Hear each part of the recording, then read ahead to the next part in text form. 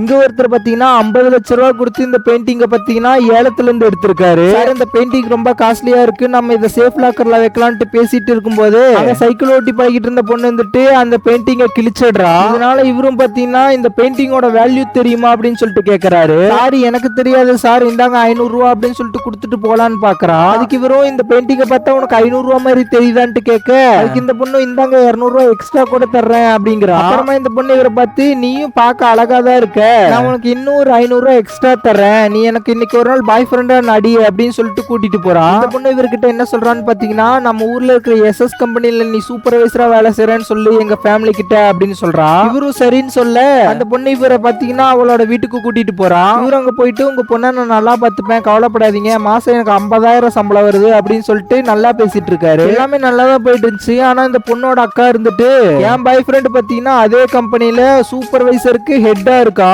அது மட்டும் இல்லாம மாசம் 2 லட்சம் சம்பளம் வாங்குறான், வெறும் 50,000 வாங்கிட்டு நீ இவ்வளவு வாய் பேசுறியா அப்படின்னு சொல்றாங்க. இதை கேட்டு இந்த பொண்ணு கோவமாயிட்டு நிறுத்துங்க அப்படின்னு சொல்றா. அப்புறமா இவரு போன் பண்ணி நான் சொன்ன கிஃப்ட கொண்டு வாங்கன்னு சொல்ல இருக்கிற SS கம்பெனியோட மேனேஜரே வந்திருக்காரு டைரக்டா. அப்புறமா தான் உங்களுக்கு தெரியுது அந்த கம்பெனியோட ஓனரே இவர் தான் அப்படின்ட்டு. உண்மை தெரிஞ்சதுக்கு அப்புறம் அங்க பேசிக்கிட்டு இருந்தவங்க எல்லாம் வாயடைச்சு போயிட்டாங்க பேச முடியாம. நிறைய ஸ்டோரிஸ் பார்க்கணும், அந்த வீடியோக்கு லைக் பண்ணி நம்ம சேனல் ஒரு சப்ஸ்கிரைப் பண்ணிக்கோங்க ஃப்ரெண்ட்ஸ். By by.